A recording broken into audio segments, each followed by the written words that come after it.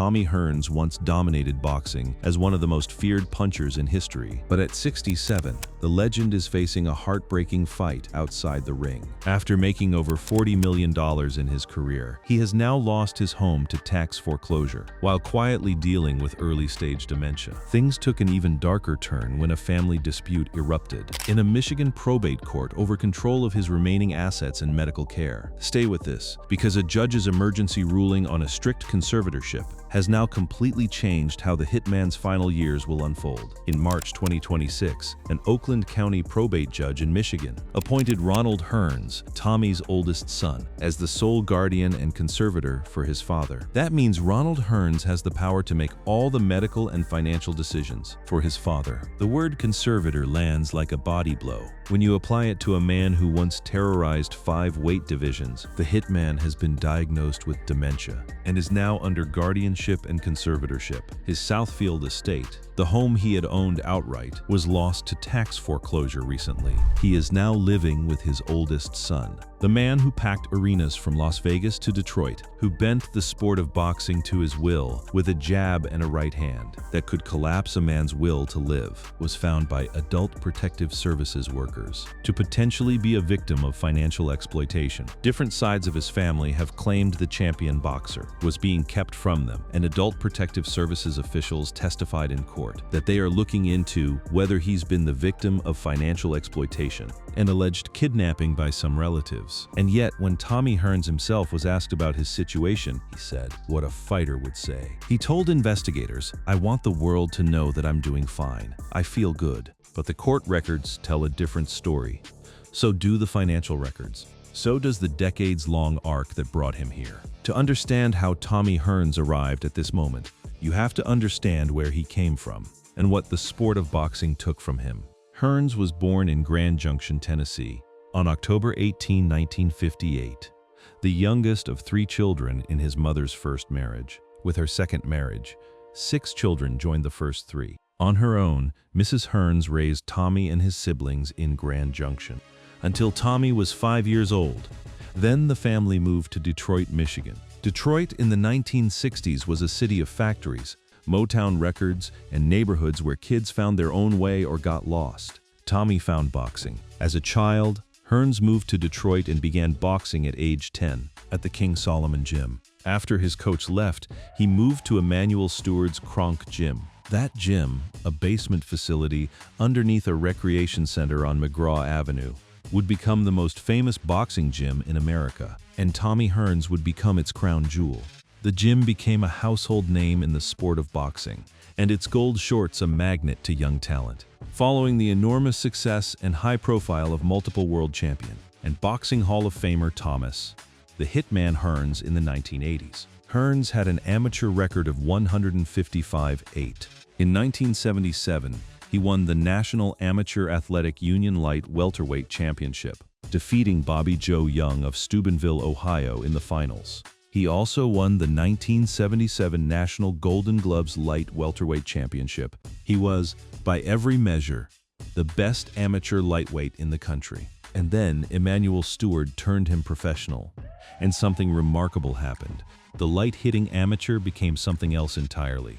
Hearns began his professional boxing career in Detroit, Michigan, under the tutelage of Emanuel Stewart in 1977. Stewart changed Hearns from a light-hitting amateur boxer to one of the most devastating punchers in boxing history. That transformation did not happen by accident. It was the product of a very specific relationship between a trainer who understood leverage, angles, and the physics of violence, and a young man built like nobody the sport had ever seen. 6 feet 1 inch tall, impossibly long arms, narrow shoulders tapering into hands that carried the kind of concussive force usually reserved for heavyweights.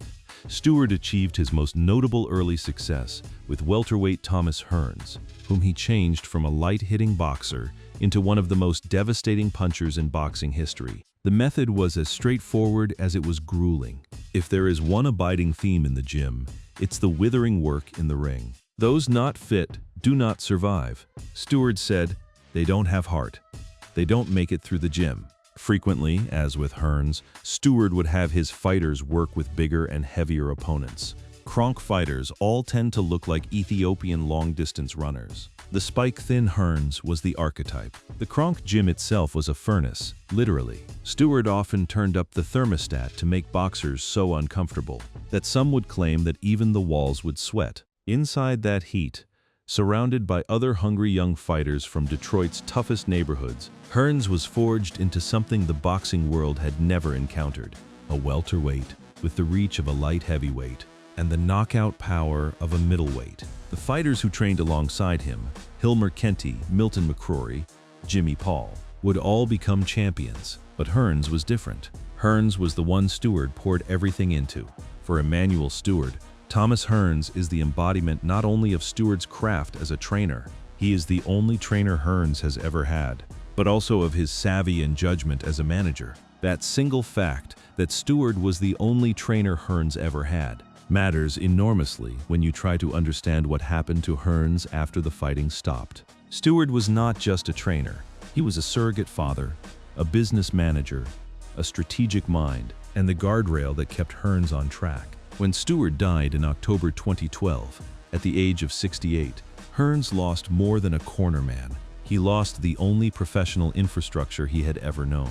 Hearns, gasping for air with tears streaming down his face, could barely contain his emotions, as he described Stewart as a father figure. It was indeed a scene befitting a father and son relationship. At Stewart's memorial service, the Queen of Soul herself, Aretha Franklin, sang a tribute. Aretha Franklin sang a tribute to Stewart, who was also a renowned boxing commentator for HBO Sports. Jim Lampley spoke at the ceremony, calling Stewart his best friend, saying he knew hundreds of other people felt the same way.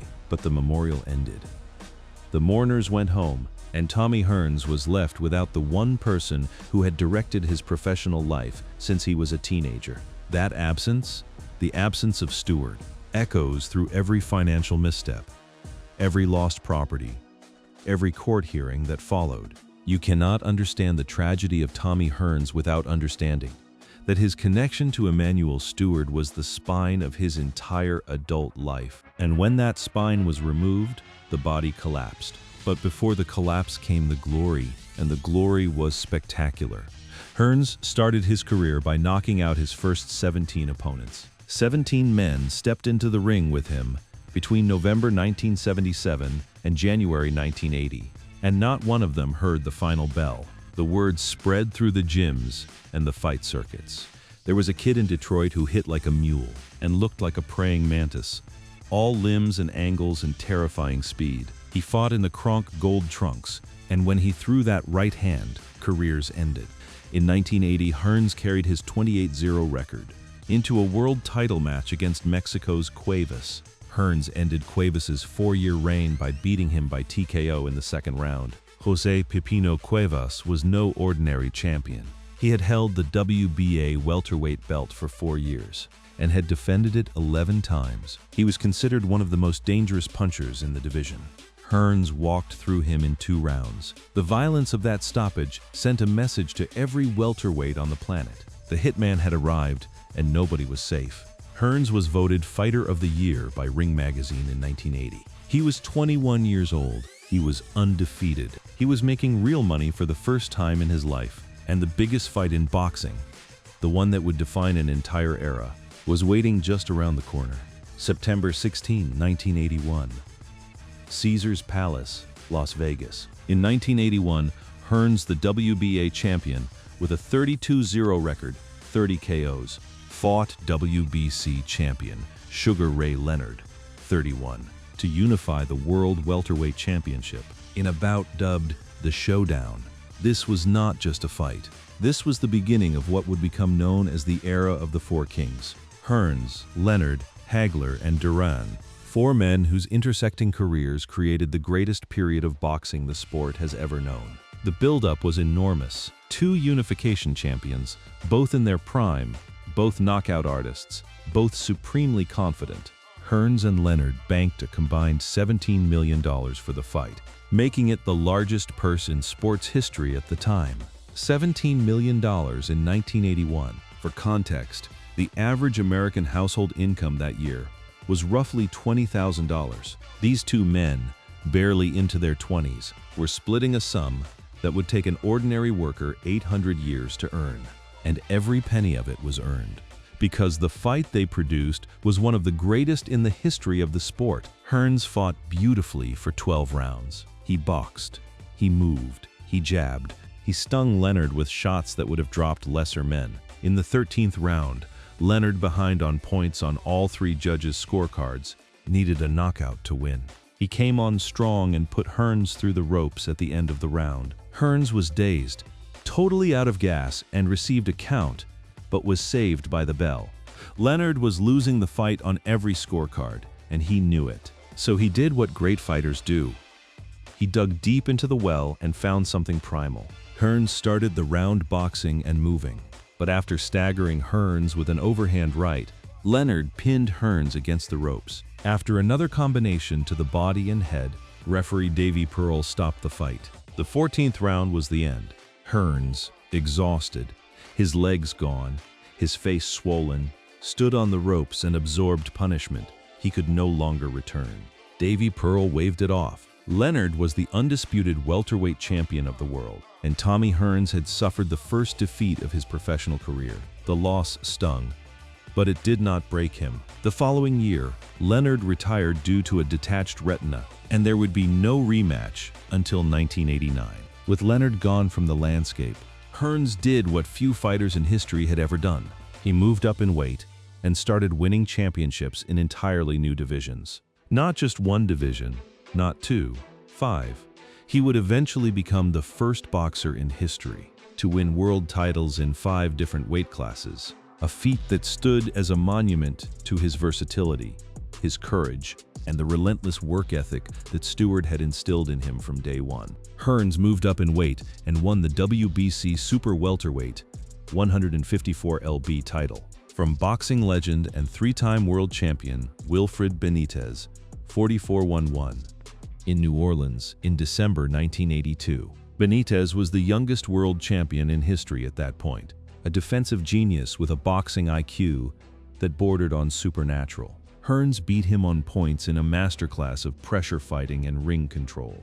And then, with the super welterweight belt secured, Hearns set his sights on a target that would cement his legend, Roberto Duran, the man they called Hands of Stone. During his reign at this weight, the 2-round destruction of Roberto Duran, in which he became the first boxer to KO Duran, is seen as his pinnacle achievement. June 15, 1984, Caesar's Palace again.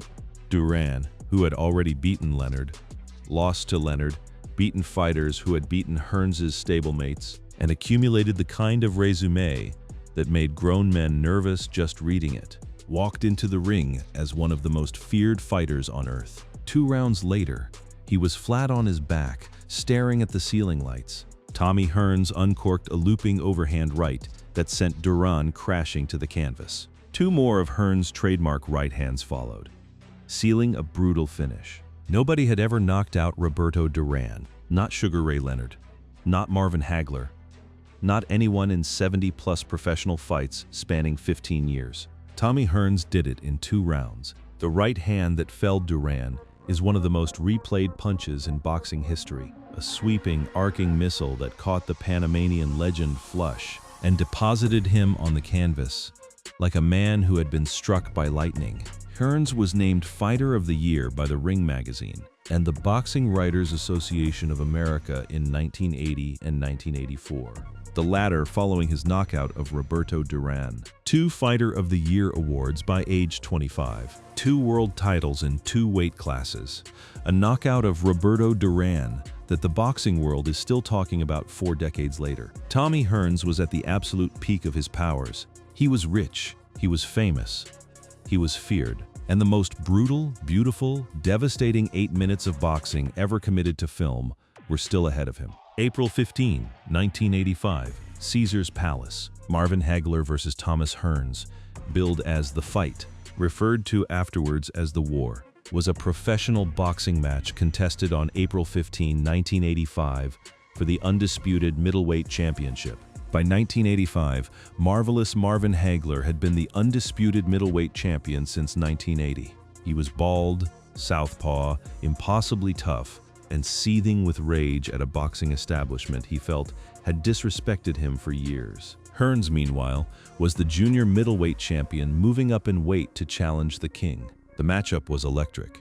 Two punchers, two warriors. Two men who fundamentally did not like each other. Hagler told the ring, "I knew it was going to be that kind of fight, because during the build-up to the fight, he didn't like me, I didn't like him." When the opening bell rang, both men abandoned strategy. From the first bell, both men engaged in a high-impact shootout that saw both hurt and battered before Hearns succumbed midway through the third round. Having been forced into a hellacious slugfest by Hagler's attack at the opening bell, Hearns struck first, landing a huge right uppercut which briefly stunned the champion and prompted him to hold on to force a pause in the action. And then Hearns did something that told you everything about who he was as a fighter. Instead of backing away, establishing distance, using his 4-inch reach advantage to pick Hagler apart from the outside, he chose to stand in the pocket and trade bombs with the most durable middleweight in the world. Hearns was able to stun Hagler soon after the opening bell, but he subsequently broke his right hand in the first round. He did, however, manage to open a deep cut over Hagler's nose that caused the ring doctor to consider a stoppage. The cut on Hagler's forehead was hideous, a gash that sent blood streaming into his eyes, and very nearly ended the fight before it had barely begun. Hagler developed a cut on his forehead but didn't slow, as he pinned Hearns to the ropes and meted out more punishment, eventually hurting Hearns at the end of the round. Sportscaster Barry Tompkins, doing the blow-by-blow commentary for HBO's broadcast of the fight, yelled out, "This is still only the first round." It is considered by the Ring magazine to be the greatest round in boxing history, and it won Round of the Year honors for 1985. 8 minutes. That is all it lasted. 3 rounds of 2 men trying to end each other's careers in real time. By the beginning of the second round, it looked as though Hearns had no legs under him as he slowed the pace by boxing Hagler. Hearns stumbled several times as he attempted to move around the ring and change direction. In the studio broadcast of the fight, Hearns commented, "My legs were gone, man. Even before I came out to fight, my legs felt weak." The image of a blood-soaked Hagler being carried around the ring in victory by his handlers, and Hearns being carried back to his corner in semi-consciousness, remains to this day a graphic testimony of the intensity of the war. That image, Hearns draped over his stool, eyes glassy, his body no longer taking commands from his brain, is the image that haunts. Because when you see the 67-year-old Tommy Hearns, diagnosed with dementia, placed under guardianship, unable to manage his own affairs, you cannot help but think about the punishment he absorbed on that April night in Las Vegas, and on all the other nights before and after it. The Hagler fight was the turning point, not just in the narrative of Tommy Hearns' career, but in the physical toll that career would extract from his body and his mind. Tommy Hearns was never really the same again. That sentence, "never really the same again," carries a weight that boxing fans tend to gloss over. We celebrate the war, replay the highlights, marvel at the courage, but we rarely sit with what that courage costs over the long arc of a life. Hearns himself said, "That was one of the best fights in history, but it wasn't my best fight. I'm a winner, and I know how to win. I love to win, and I wanted to win that fight. It bothers me, it still bothers me today." Those words, "it still bothers me today," take on a different resonance when you know that the man speaking them now struggles with dementia. The fight bothered him, and it may have contributed to the condition that now defines his daily existence. But in 1985, nobody was thinking about long-term neurological damage. The sport didn't talk about CTE. Fighters fought. They recovered. They fought again. And Tommy Hearns, despite the broken hand, despite the knockout, despite the punishment, kept fighting. He kept climbing through those ropes because that was what fighters did. And because he was Tommy Hearns, he didn't just keep fighting, he kept winning. In 1987, he won his 3rd division title by besting Dennis Andries TKO 10 for the WBC light heavyweight strap. 2 years after the Hagler fight, Hearns moved up to light heavyweight, a division where men outweighed him by 15 to 20 pounds, and won a world title. The audacity of that move cannot be overstated. Here was a man who had started his career at 147 pounds, now fighting and winning at 175. The physical gulf between those two weights is enormous. It is the difference between a sports car and a pickup truck, between a sprinter and a linebacker. And Hearns bridged it with skill, heart, and that annihilating right hand. Later that year, Hearns made history, becoming the first man to win titles in 4 divisions by halting Juan Roldan, KO4, to win the WBC middleweight belt, 4-division champion. In October 1987, Hearns knocked out Juan Domingo Roldan in 4 rounds to claim the WBC middleweight title, making him the first boxer in history to hold championships in 4 different weight classes. The record books rewrote themselves around him.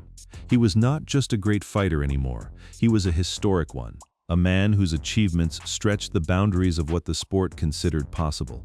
And then Iran Barkley happened. Thomas Hearns versus Iran Barkley was a professional boxing match contested on June 6, 1988, for the WBC middleweight title. It is widely regarded as one of the biggest upsets in boxing history and one of the most unexpected endings to a fight. Having had only one title fight before his fight with Hearns, Barkley came into the fight as a 4-1 underdog. Hearns controlled the first 2 rounds, landing punches almost at will, and winning both rounds on all 3 scorecards. The fight was going exactly the way everyone expected. Hearns was sharper, faster, more technically accomplished. Midway through the first round, Hearns had opened up a cut above Barkley's left eye, and by the end of the second, Barkley had a cut above both his right eye and lower lip. Barkley was being systematically taken apart. However, in the final minute of the round, Hearns threw a left jab and then briefly dropped his hands as he attempted to move to his left, when Barkley caught him flush with a powerful right hand and then landed another as Hearns fell to the canvas. Clearly hurt from the exchange, Hearns struggled to get back up and barely answered the referee's 10 count. Hearns was allowed to continue, but was immediately met with a barrage from Barkley, which sent him through the ropes. Referee Richard Steele would step in and stop the fight, giving Barkley the victory at 2:39 of the round. One punch. That is all it took. One right hand from a 4-1 underdog, and the 4-division world champion was on the canvas. His senses scrambled, his title gone.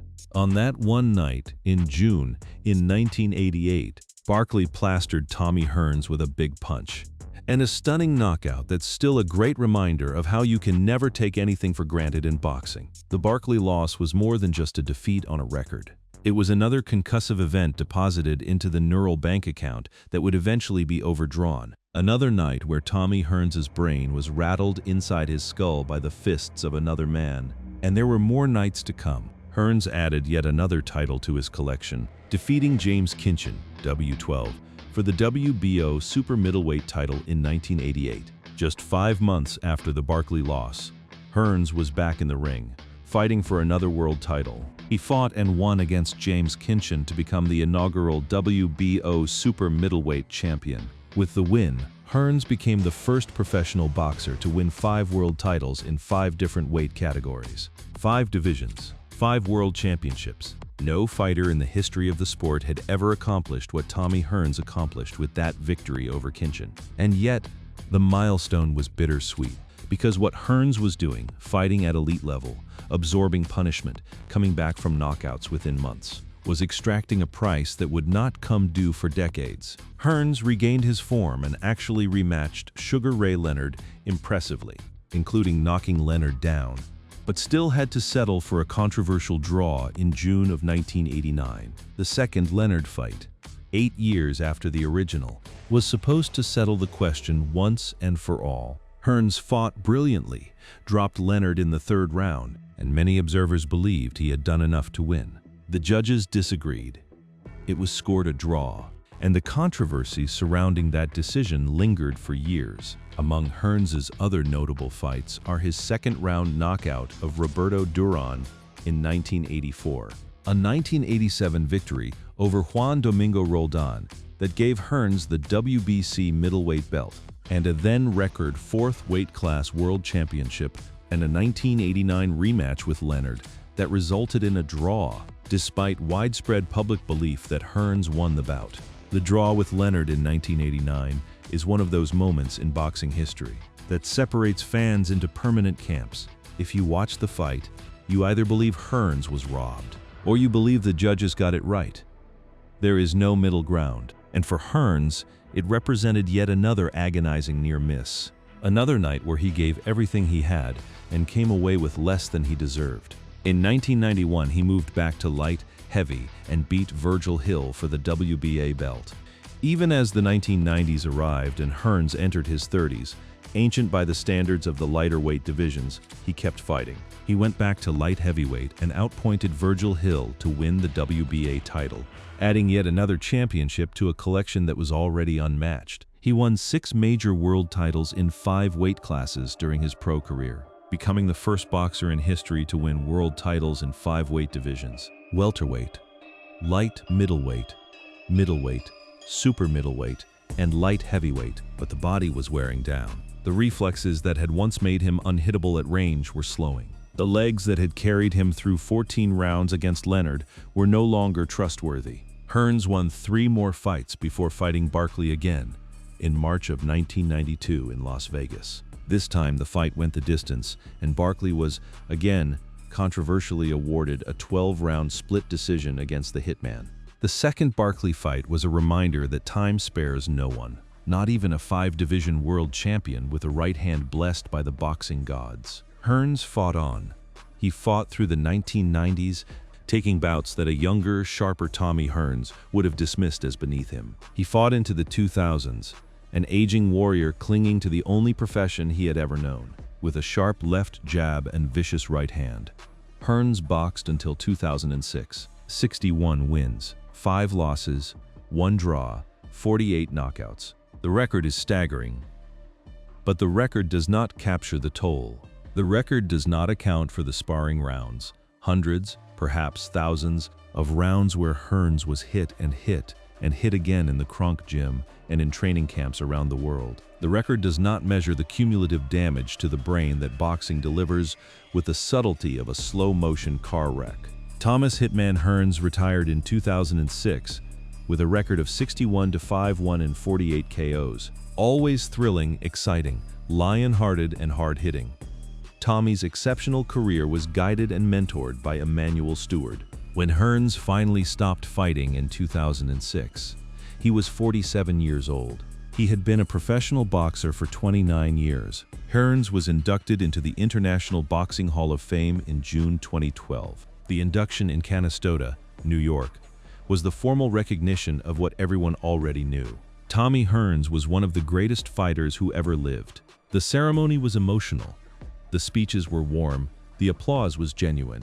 Hearns stood in the sunshine with his fellow inductees and smiled. But the years after retirement were not kind. The transition from professional athlete to private citizen is difficult for anyone, and for boxers who operate in an ecosystem of trainers, managers, promoters, and hangers-on, it can be devastating. The skills that make a great fighter do not transfer to financial planning, investment management, or tax compliance.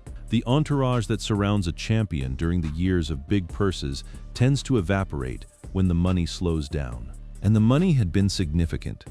Hearns reportedly earned in the neighborhood of $40 million over a career that stretched from the late 1970s through 2006. $40 million adjusted for inflation.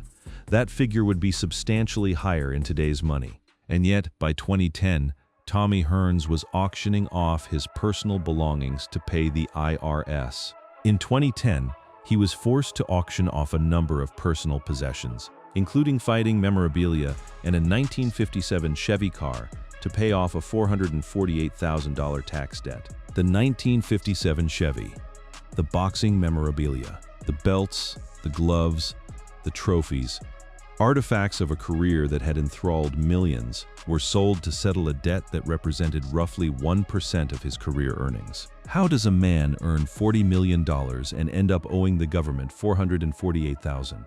The answer, as it almost always is with professional athletes who go broke, involves a combination of factors that are as predictable as they are tragic. Lavish spending, bad investments, trusting the wrong people with your money, an absence of financial literacy, and the fundamental structural problem of boxing, which, unlike team sports, offers no pension, no union protection, no health insurance, and no structured retirement plan for its fighters. You fight, you get paid, and then one day you stop fighting, and the money stops, and you are left with whatever you managed to save. For Tommy Hearns, that turned out to be not very much. Back in 2010, Hearns did face foreclosure proceedings after defaulting on more than $512,000 in mortgage payments and owing nearly $1 million in IRS liens, $500,000 in missed mortgage payments, nearly $1 million in tax liens. But he resolved those debts by selling personal items, including his 1957 Chevrolet, boats, ATVs, and boxing memorabilia, rather than losing his home. In a 2010 interview with The Guardian, Hearns even said the auction of his belongings had gone well. At the time, it seemed like the worst was over. Hearns had taken the hit, financially, emotionally, and survived the way he had always survived. He still had his home in Southfield. He still had his health, at least to outward appearances. He still had his name, which carried enormous weight in Detroit, a city that regarded him as one of its most beloved sons. But what was happening inside his brain? The slow, insidious accumulation of damage from 3 decades of professional boxing was invisible, and it was relentless. Hearns made appearances at boxing events. He did interviews. He showed up at charity functions in Detroit. After retiring, Hearns has promoted fights, appeared in the media, and attended events, keeping a public presence. To the outside world, he seemed fine, older, slower, but still Tommy Hearns, still the hitman, still the man who had knocked out Roberto Duran and gone to war with Marvin Hagler. The smile was the same. The handshake was the same. The reputation was intact, but behind the public facade, the cracks were widening. The financial situation that had seemed manageable after the 2010 auction was, in fact, deteriorating steadily. Property taxes went unpaid. Bills accumulated. The infrastructure of a life that had been built on boxing earnings was eroding, and there was no new income to shore it up. Hearns was not promoting major fights. He was not working as a trainer in the way that some former champions do. He was essentially living off a reputation that carried no paycheck. And then, quietly at first, the cognitive decline began to manifest in ways that family members could no longer ignore. The forgetfulness, the confusion, the inability to track conversations or manage day-to-day tasks that had once been routine. The word dementia entered the family vocabulary, and with it came a new kind of fear. Not the fear of losing a fight, but the fear of losing the person entirely. The 66-year-old icon shared this week that he had hip replacement surgery and posted videos on his Instagram page documenting the recovery process. In early 2025, Hearns underwent hip replacement surgery, a procedure that, while common for people his age, carries additional weight when the patient is a former professional athlete whose body has been subjected to decades of extreme physical punishment. I finally had it replaced, and I'm now going through therapy so I can heal the right way and eventually get back in the gym. The hip surgery was in some ways the easier fight. The dementia did not. The dementia was the slow-motion version of the Hagler fight, an opponent that could not be knocked out, could not be outboxed, could not be defeated through courage or will, or the hardest right hand in boxing. It was the opponent that every fighter who has ever absorbed significant head trauma must eventually face, and it was winning. After struggling with a bone condition in his hip, in which the bones experienced friction, causing severe pain and limited movement, Tommy Hearns underwent hip replacement surgery. The World Boxing Council issued a statement wishing him a speedy recovery. The boxing community rallied around him with messages of support and love. The dementia was the disease that was reshaping his world from the inside out. In December 2025, a story broke that shook the boxing world. The legendary 5-division world boxing champion, Tommy the Hitman Hearns, is missing at age 67, and his family is deeply worried about his well-being and cognitive health. The word missing, applied to one of the most famous athletes in the history of Detroit, was almost incomprehensible. How could Tommy Hearns be missing? How could a man whose face was known to millions, whose name was synonymous with the city he had represented for 40 years, simply vanish? Hearns' Southfield estate, which he owned outright, was recently foreclosed upon and auctioned due to unpaid property taxes. According to his daughter, Natasha Hearns Barnes, Hearns is suffering from mental deficiency. She also documented the squalid conditions her father was living in prior to his disappearance, including black mold and collapsing ceilings at his former home. The details were devastating. Black mold, collapsing ceilings, a 5-division world champion living in conditions that his daughter described as squalid, and the home itself, the Southfield estate that he had managed to hold on to through the 2010 financial crisis, was now gone, auctioned off, because the property taxes had not been paid. Hearns Barnes attempted to gain guardianship, but was rejected by a probate court over a missing zip code. She claims her half-brother, also named Thomas Hearns, has spirited their father away to an unknown location, and attempts to reach the son have been fruitless. And the allegation, explosive, disturbing, terrifying in its implications, that a family member had taken Tommy Hearns to an unknown location and was refusing to tell anyone where he was. The story, first reported by journalist Charlie LeDuff, sent shockwaves through Detroit and the broader boxing community. So when Charlie LeDuff published a report on December 10, claiming the boxing icon had gone missing, the news didn't seem entirely far-fetched to some, because the sad truth was that Hearns' decline, financial, physical, cognitive, had been visible to anyone paying attention for years. The only surprise was how bad things had actually gotten. The county's auction of Hearns' home generated $126,000 more than the tax debt. A lawyer believes there is still a chance to recover this money for Hearns, and possibly even challenge the home sale. The immediate and critical problem, however, remains that Tommy Hearns has disappeared and cannot be located to pursue these legal avenues. There was money sitting in a county account that belonged to Tommy Hearns. The grotesque irony of the situation was almost too much to process, because he had been spirited away by people who were supposed to be protecting him.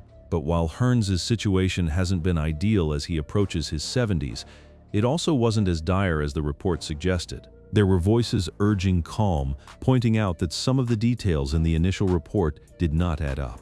One claim suggested Hearns' Southfield estate had been auctioned off, yet no record supports that. But the underlying facts were undeniable.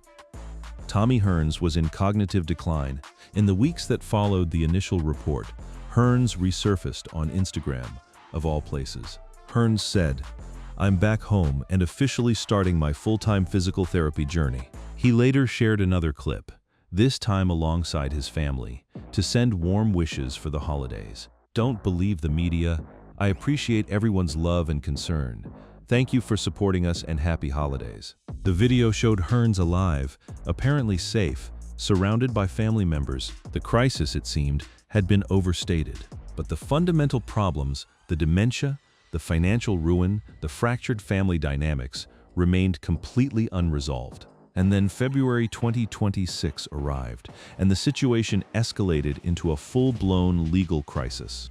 Ronald Hearns and Thomas Hearns Jr. wrote in a petition for guardianship, Feb 18 in Oakland County Probate Court, that their father's ex-girlfriend and younger sister lured their father out of his friend's house, Feb 10, by saying they were taking him out to dinner, but he never returned home. It alleged that Tommy Hearns, a 67-year-old man with dementia, had been taken from his residence, under the pretense of a dinner outing, and then never brought back. His sons had not had contact with him for more than a week. At the point when the two sons filed the petition, they hadn't had contact with their father, who is now 67, for more than a week. The word "kidnapped" appeared in the court filing. The probate court, a venue that typically handles estates and wills, and the quiet administrative business of death and incapacity, suddenly found itself at the center of a drama that read like a screenplay. At an emergency guardianship hearing on February 23, only cameras from WXYZ were there. As Oakland County Chief Probate Judge Pro Tem, Daniel O'Brien, took testimony from APS workers. "I am ordering you to tell me where Thomas Hearns is." Judge O'Brien told Natasha Barnes, one of Hearns' daughters. The courtroom was tense, charged with the specific kind of desperation that only family disintegration can produce. The judge was not asking politely. He was ordering. Barnes replied, "Okay, so tell me where he is," said the judge. That's why I would like to receive legal counsel, to explain the situation where my father is and what to do from here," said Barnes. She wanted legal counsel. She wanted to explain. But the judge needed an answer. And the answer was not forthcoming. The standoff. A daughter stalling, a judge demanding, a boxing legend's whereabouts unknown, lasted through the hearing and beyond. O'Brien ruled Feb 23 that Hearns Sr. had been kidnapped and held against his will. After 4 women allegedly involved in the kidnapping: Louise Hearns, Hearns Sr.'s younger sister, Natasha Barnes, Hearns Sr.'s daughter, Barnes' mother Kimberly Thompson, and Tina Lindsay, a private investigator and advocate against unnecessary guardianships. 4 women were identified as being involved. The ruling was extraordinary. This was not a drug cartel holding a businessman for ransom. This was a former world champion's own family members accused of taking him and refusing to give him back. The other side of the story, however, painted a very different picture. Roll denies there was any kind of kidnapping of the boxing legend. No charges have been filed, nor are they expected to be filed. After she had not been able to contact him for 4 or 5 months, when she finally got a phone number for him, she called him and he asked her to come get him. According to Louise, she had been unable to contact her own brother for months. When she finally reached him, he asked her to come get him. In her telling, she was not kidnapping Tommy. She was rescuing him. Louise said she found her brother had been sent to a friend's house with $300, a duffel bag, and his belts. $300. A duffel bag. His championship belts. A 5-division world champion. A man who had once been the highest-paid athlete in boxing, reduced to a friend's house with a handful of cash and the physical tokens of a career that had made him rich and then, apparently, left him with nothing. 2 GoFundMe pages appear to exist in Hearns Sr.'s name, both started by Louise Hearns. The Feb 21 page is titled "Support for Tommy Hearns After Fraud." The description says the boxer has been defrauded out of his home and has lost everything. She wrote, "He is homeless, penniless, and broken." The GoFundMe pages, there were 2 of them, told their own story. The boxing world's most devastating puncher, the man who had knocked out Duran and bloodied Hagler, reduced to an online fundraiser that could barely crack 3 figures. APS officials also said they were suspicious after a GoFundMe online fundraiser was set up, allegedly by Hearns' sister Louise. She did not appear in court Wednesday. The GoFundMe pages became a point of contention in the court proceedings. The Guardian ad litem, attorney Michael Dean, told the judge his impression was that relatives were essentially using Hearns as a commercial vehicle. A commercial vehicle. Tommy Hearns, the fighter, the champion, the icon, reduced in the eyes of the court to a vehicle for extracting money from strangers on the internet. Louise said she set up the fundraising pages because she saw how her brother was broke, and she told the news, "They're mad because I set up the GoFundMe, and they didn't. I'm going to help Tommy." They know the GoFundMe is going to go straight to Tommy. From Louise's perspective, the GoFundMe was a lifeline, not exploitation. From the court's perspective, and from the perspective of Ronald Hearns and his legal team, the GoFundMe was evidence of something darker. Family members using Tommy's name and fame to generate revenue without accountability. The truth, as it often does in family disputes involving vulnerable adults, probably lived somewhere in the messy, painful middle ground between both narratives.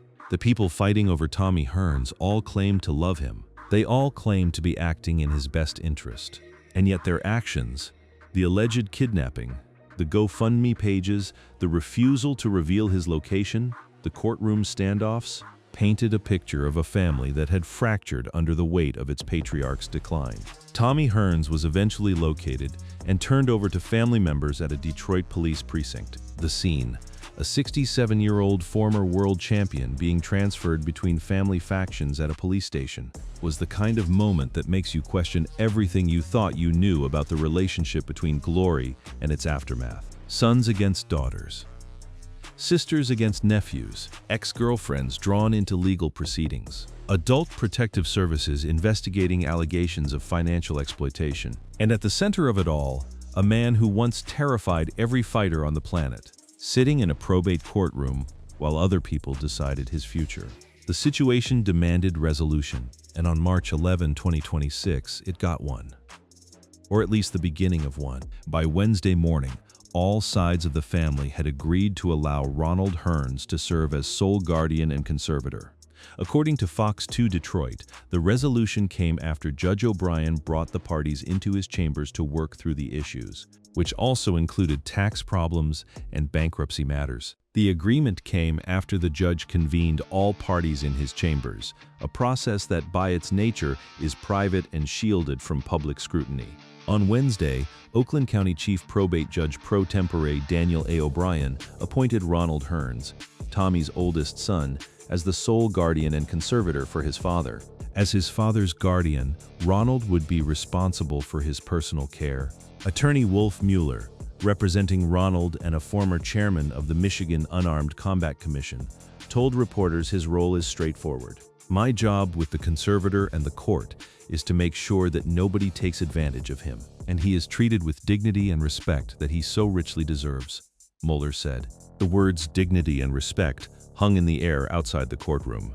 Dignity, respect, the kind of words that people use when they are trying to restore something that has been stripped away. Tommy Hearns had spent decades earning the admiration of the world. Now his son and an attorney had to petition a court to ensure that he was treated with basic human decency. Ronald Hearns said, "My dad is a great man, has a big heart, and for him to be going through this type of situation at this time in his life is terrible." Ronald's words were simple and devastating.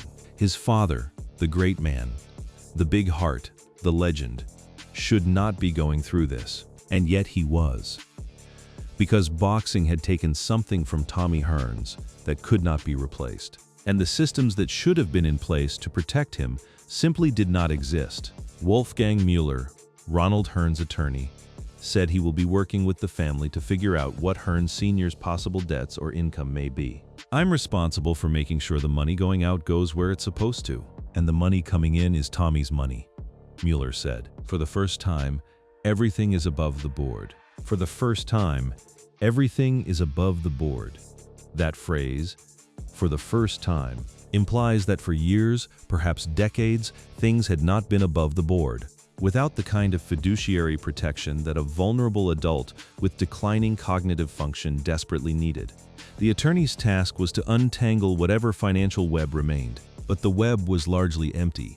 The $40 million was gone. The Southfield estate was gone. The memorabilia had been sold. The boats, the ATVs, the vintage car, all gone.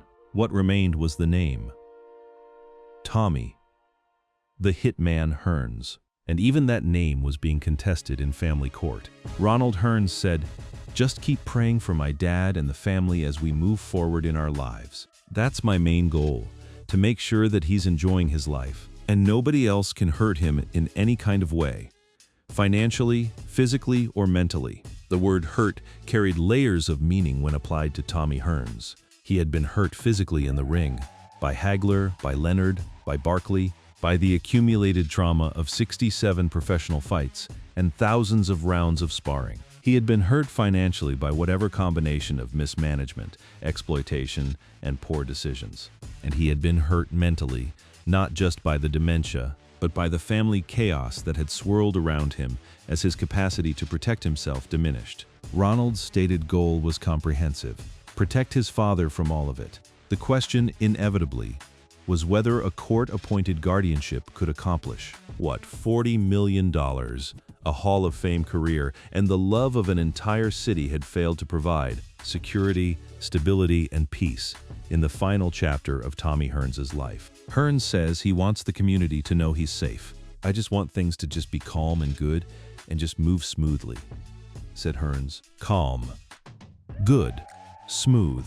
Three simple words from a man who had spent his entire professional life in violent chaos. The ring had been his domain, a place of controlled mayhem, where his skills translated into fame and fortune. Now he just wanted things to be calm. The contrast between the Tommy Hearns, who had charged at Marvin Hagler in April 1985, and the Tommy Hearns who sat in a courtroom in March 2026. Asking for things to be calm was almost too painful to contemplate. He was one of the four kings who defined an era, alongside Sugar Ray Leonard, Marvin Hagler, and Roberto Duran. He holds a place in the International Boxing Hall of Fame, class of 2012. The era of the Four Kings is considered the golden age of boxing.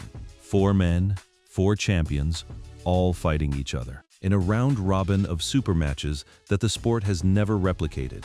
Each of those men left the ring with a different fate. Lannard became a TV commentator and a corporate brand. Hagler retired to Italy and lived in relative peace until his death in March 2021. Duran fought well into his 50s, suffered financial difficulties, and dealt with health issues of his own.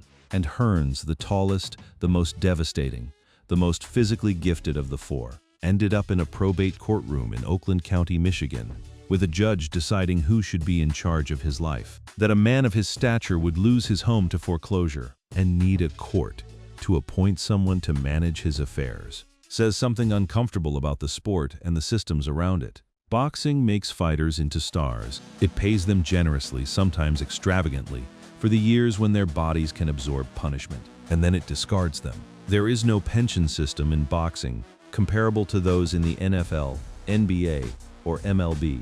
There is no players' union negotiating retirement benefits. There is no league office tracking former fighters and connecting them with medical resources. When a boxer retires, he is on his own, and on his own is a dangerous place to be for a man whose primary skill set involves hitting people. The systemic failure that Hearns' story exposes is not unique to him. It is endemic to the sport. Floyd Patterson ended his life struggling with cognitive impairment. Joe Louis was broke and worked as a greeter at a Las Vegas casino. Muhammad Ali spent his final decades battling Parkinson's disease. The pattern is so consistent that it has become cliché, and that familiarity may be the cruelest element of all. We know this happens to fighters. We know it will keep happening, and yet the sport has constructed no meaningful safety net to catch them when they fall. Ronald asks that the community refrain from donating to any online fundraisers. He says they do not consider those legitimate. The plea from Ronald, "Don't donate to online fundraisers," was itself a form of protection. In the age of GoFundMe and social media, anyone could create a page in Tommy Hearns' name and solicit donations. The question of where that money would actually go was unanswerable, without the kind of legal oversight that the guardianship was designed to provide. Mueller said, "Thomas Hearns is a legend and an icon in this community. Everybody loves Thomas Hearns. Everyone loves Thomas Hearns." That statement was true in the broadest sense. Detroit loved him. The boxing world loved him. Sports fans everywhere loved the memory of what he had accomplished. But love, in the abstract, does not pay property taxes. It does not prevent dementia. It does not stop family members from fighting over the remains of a fortune that no longer exists. Love, without structure and accountability, is just a feeling. And feelings could not protect Tommy Hearns from the forces that had converged to reduce his life to a guardianship hearing in a Michigan courtroom. Hearns himself said, "Knowing that you've been loved and been thought about, it's a good feeling because people don't have to think about you or care anything about you at all. But when people do care about you, and they really do love you, it's a good feeling for me." Those words, fragile, grateful, disarmingly humble, came from a man who had once been one of the most terrifying human beings on the planet. The man who had made Roberto Duran fall to the canvas, who had opened Marvin Hagler's forehead like a zipper, who had dropped Sugar Ray Leonard in their rematch. That man was now expressing gratitude that people still remembered he existed. The gap between those two realities, the hitman and the ward of the court, is the story. Cited in the court proceedings was a dementia diagnosis, a reality that has become all too familiar in combat sports. The dementia diagnosis was the thread that tied everything together. The financial mismanagement, the property losses, the family conflict, the vulnerability to exploitation. All of these were downstream consequences of a brain that was no longer functioning at the level required to navigate the complex challenges of modern life. And that brain had been damaged, at least in part, by the very sport that had made Tommy Hearns famous. The connection between boxing and chronic traumatic encephalopathy, CTE, is well established. Repeated blows to the head, sustained over years and decades, cause a progressive degeneration of brain tissue. The symptoms include memory loss, confusion, impaired judgment, aggression, and eventually dementia. The disease is irreversible, it is incurable, and it is found at disproportionate rates among former boxers, football players, and other athletes who compete in contact sports. Whether Tommy Hearns' dementia is the direct result of boxing is not something that can be definitively stated. Without the kind of post-mortem brain analysis that would confirm or rule out CTE, but the circumstantial evidence is overwhelming. Here was a man who fought 67 professional fights over 29 years, who was knocked out multiple times, who broke his hand in a 3-round war with Marvin Hagler, who was stopped by Iran Barkley's right hand, who sparred thousands of rounds in a gym where the heat was turned up and the competition was merciless. If boxing did not cause his dementia, it would be remarkable. The broader picture was bleak, and the boxing community knew it. For those who remember the hitman in his prime, the whole thing carries the weight of a late-round knockdown you wish you could unsee. A late-round knockdown you wish you could unsee, because watching Tommy Hearns' life unravel in real time through court documents, Instagram posts, and local news investigations felt exactly like watching a fighter get caught in the late rounds. Staggering, trying to hold on, his legs gone, his corner screaming at him to survive. But in the ring, there is a referee who can stop the fight. In life, the referee, if there even is one, often arrives too late. For Tommy Hearns, the referee was a probate judge named Daniel O'Brien, and he arrived after the home was gone, after the money was gone, after the cognitive decline had progressed to the point where a grown man could not manage his own affairs. The stoppage saved Hearns from further damage, but it could not undo the damage already done. The guardianship was a beginning, not an ending. It established legal authority over Tommy Hearns' care and finances.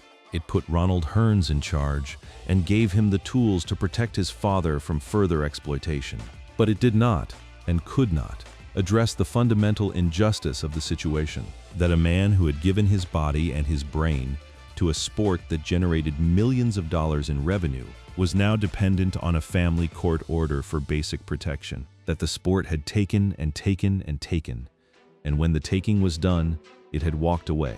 Hearns became the first boxer in history to win world titles in 5 weight divisions: welterweight, light, middleweight, middleweight, super middleweight, and light heavyweight. 5 weight classes, 6 world titles, 61 victories, 48 knockouts, 2 Fighter of the Year awards, a place in the International Boxing Hall of Fame, an indelible role in the greatest era of boxing ever staged. The resume is staggering, a monument carved in sweat and blood, and the broken jaws of opponents who had the misfortune of standing across the ring from the most devastating right hand in the sport. He is ranked number 18 on the ring's list of 100 greatest punchers of all time. Number 18 on the list of the 100 greatest punchers of all time.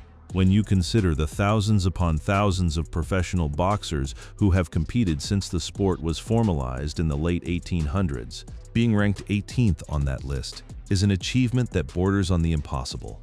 The men above him on that list include heavyweight champions, men who outweighed Hearns by 50, 60, 70 pounds. That a welterweight could crack the top 20 is a testament to the freakish, physics-defying power that Hearns generated from his lanky frame. And yet, for all the records, and all the achievements, and all the highlight reel knockouts, the story of Tommy Hearns at 67 is not a story of triumph. It is a story of what happens when the cheering stops and the lights go dark, and the only sound left is the ticking clock of a brain that can no longer keep time. Emmanuel "Manny" Stewart was an American boxer trainer and commentator for HBO Boxing. Known as the godfather of Detroit boxing, Stewart trained 41 world champion fighters throughout his career, most notably Thomas Hearns. When Emmanuel Stewart died on October 25, 2012, the obituaries focused on his achievements: 41 world champions trained, the Kronk Gym legacy, the HBO commentary work.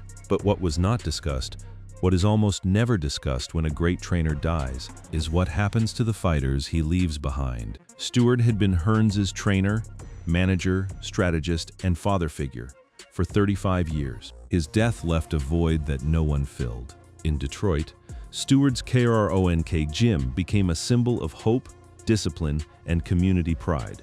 His influence extended beyond the ring, mentoring youth and fostering local talent.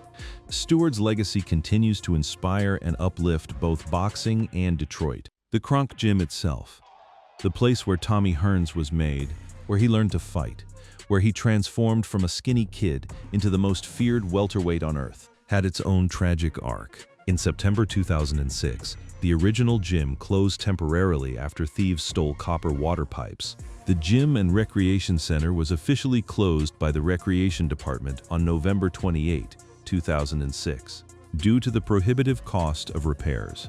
On October 7, 2017, the original KRONK gym went up in flames in a suspicious fire. The gym where Tommy Hearns had been forged into a champion. The basement on McGraw Avenue, with the sweltering heat and the golden shorts and the endless sparring sessions, was destroyed by fire. The parallel to Hearns' own story was inescapable. Both the man and the place that made him were being consumed by forces beyond their control. There is a particular cruelty in the way boxing disposes of its heroes. The sport elevates fighters to mythic status during their competitive years, bestowing upon them fame, fortune, and the adoration of millions. And then, when the fighting stops, the sport moves on to the next star, the next big event, the next pay-per-view spectacular. The retired fighter is left with his memories. And in Tommy Hearns' case, even the memories were being taken away. The story of Tommy Hearns' financial collapse follows a template that is grimly familiar to anyone who studies the intersection of professional sports and personal finance. The earnings are massive, but concentrated in a narrow window. In Hearns' case, roughly 15 years of peak earning between 1980 and 1995. The spending is immediate and ongoing. Houses, cars, boats, jewelry, entourage expenses, family obligations, and the lifestyle inflation that accompanies sudden wealth. The tax obligations are enormous and often poorly managed, and the post-career income is minimal because the skills that generate millions of dollars inside a boxing ring have no obvious application in the civilian economy. Hearns reportedly earned in the neighborhood of $40 million during a career that stretched from the late 1970s through 2006, but has been struggling for years. In 2010, he was forced to auction personal possessions and memorabilia, including a 1957 Chevy, to settle a nearly $450,000 tax debt. More recently, his home was lost to tax foreclosure. He is now living with Ronald. The trajectory from $40 million to tax foreclosure did not happen overnight. It was a slow erosion, years and decades in the making, and increasingly by the cognitive decline that made it impossible for Hearns to protect himself from the financial predators that orbit aging celebrities. And this is where the story becomes not just tragic, but systemic. Tommy Hearns is not an outlier. He is representative. Study after study has shown that a shockingly high percentage of professional athletes, particularly in individual sports like boxing, go broke within 5 years of retirement. The reasons are structural: no pension, no union, no financial education programs, no post-career support systems. The sport takes everything a fighter has to give: his youth, his health, his cognitive function, and in return, it hands him a check and wishes him well. The dementia diagnosis, officially cited in the March 2026 court proceedings, was the culmination of a process that had been unfolding for years, perhaps decades. Over the past year, Hearns has faced significant hardships, including losing his longtime home to tax foreclosure and being diagnosed with early-stage dementia. Early-stage dementia is a medical term that carries within it both a diagnosis and a prognosis. The diagnosis describes where Tommy Hearns is now. The prognosis describes where he is going, and the destination is not one that anyone would choose. For a man who lived by his reflexes, who made split-second decisions in the ring, that determined the outcome of world championship fights, the progressive loss of cognitive function is an especially cruel fate. The brain that had allowed Tommy Hearns to read an opponent's body language, anticipate a punch, calculate distance and timing with superhuman precision, that brain was now struggling with the basic tasks of daily life. The same neural pathways that had once fired with the speed and accuracy of a computer were now misfiring, tangling, degrading in real time.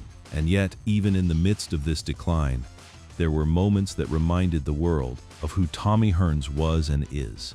When he spoke to reporters after the guardianship hearing, his words were simple but carried the quiet dignity of a man who had spent his entire life fighting.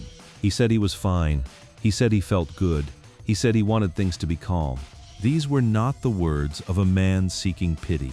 They were the words of a champion, still standing, still refusing to be counted out.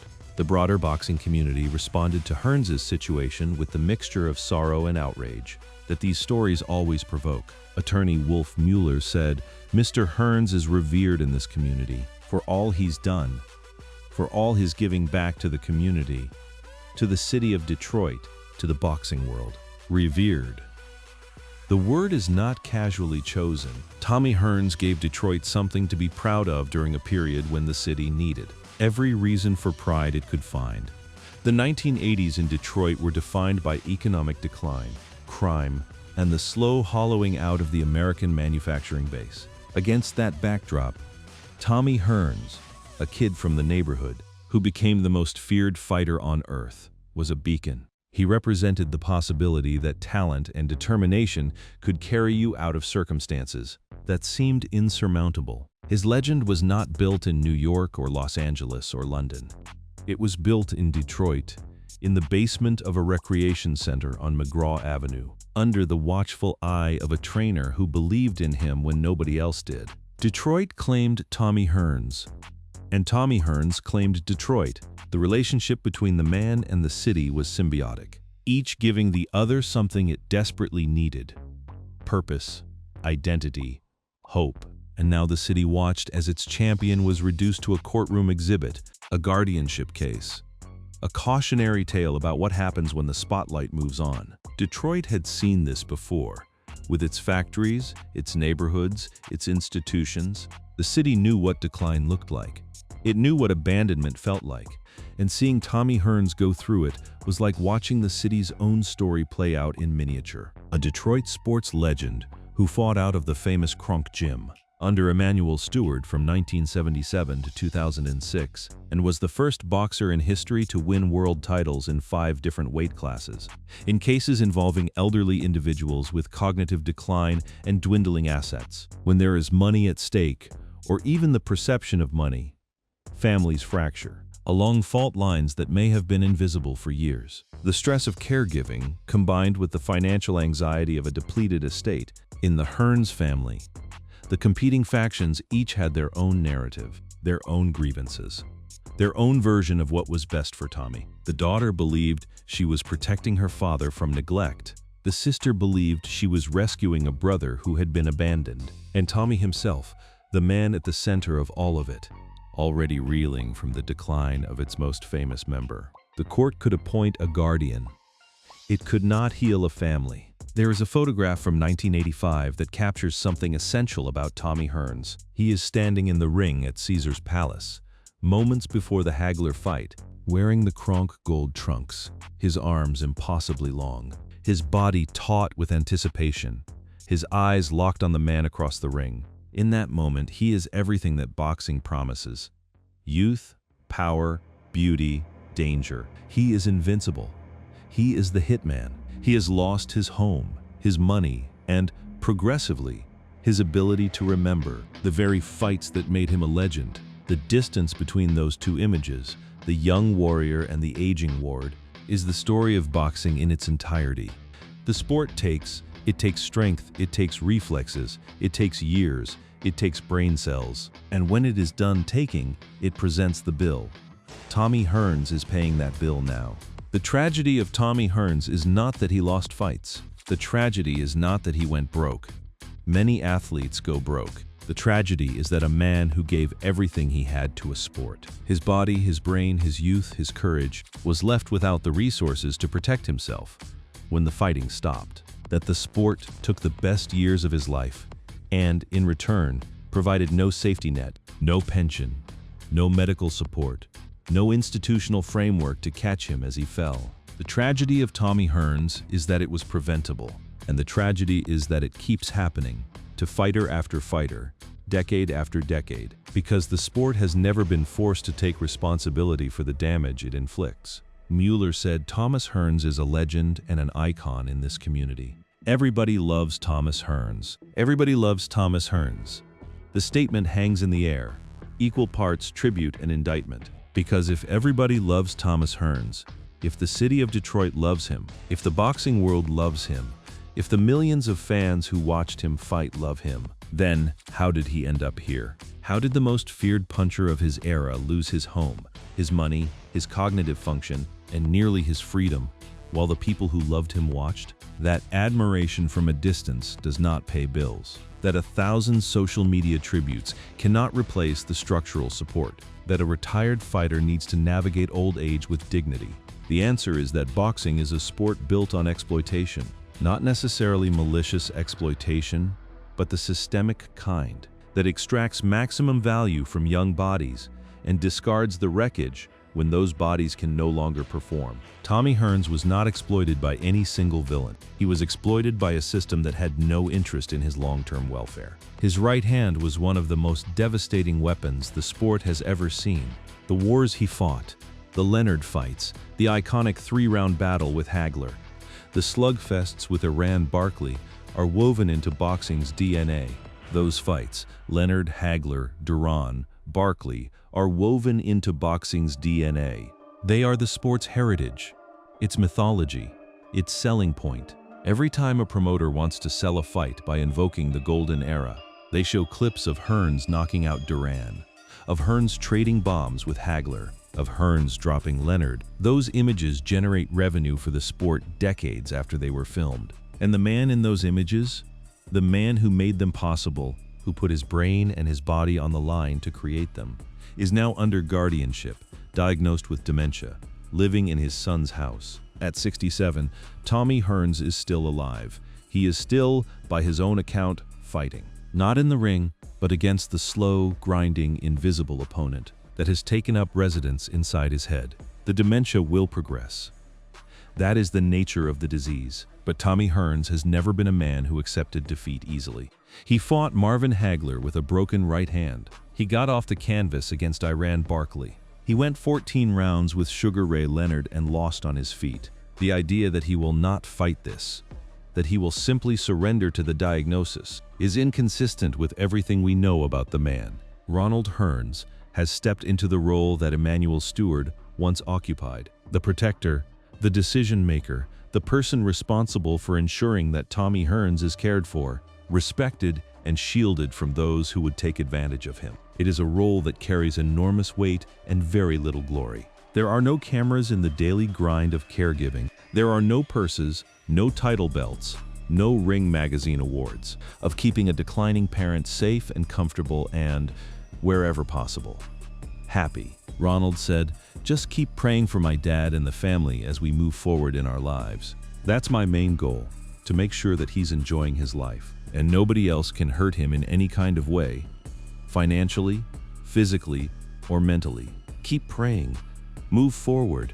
Make sure he's enjoying his life. Not championships, not million-dollar purses, not highlight reel knockouts, just enjoyment, just safety, just the basic, fragile, irreducible things that every human being deserves, and that a 5-division world champion should never have had to fight for." Tommy Hearns is not the first boxing champion to fall on hard times, and he will not be the last. The list of fighters who have followed this trajectory, glory, fortune, decline, poverty, cognitive impairment, is long and growing longer. It includes some of the greatest names in the history of the sport: Ali, Louis, Patterson, Griffith, and now Hearns. The pattern is so well established that it has its own informal name in boxing circles: the fighter's descent. And yet, despite decades of evidence, the sport has done almost nothing to break the cycle until boxing establishes a pension system, a health care fund for retired fighters, mandatory financial education programs,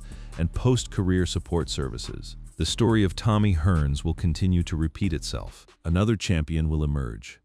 He will thrill the world with his talent. He will earn millions. He will absorb punishment that no human body was designed to withstand. He will retire. He will go broke. He will develop cognitive impairment. He will lose his home, his autonomy, his dignity, and the sport will move on to the next champion, and the cycle will begin again.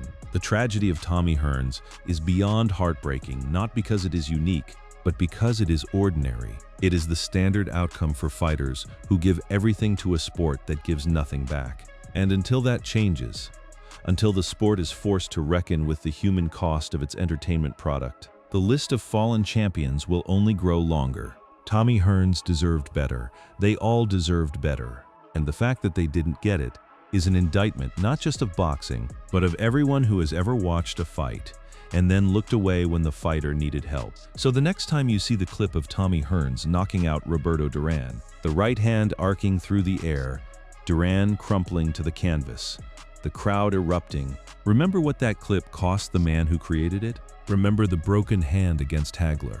Remember the knockout by Barkley. Remember the thousands of rounds of sparring in a gym where the walls sweated. Remember the $40 million that vanished. Remember the home lost to tax foreclosure. Remember the family court battle. Remember the dementia diagnosis. Remember the guardianship hearing. And then remember what Tommy Hearns said when they asked him how he was doing. "I want the world to know that I'm doing fine. I feel good." The hitman is still fighting. He is just fighting a different kind of fight now. One without gloves, without a corner man, without a referee to stop it when it gets too brutal.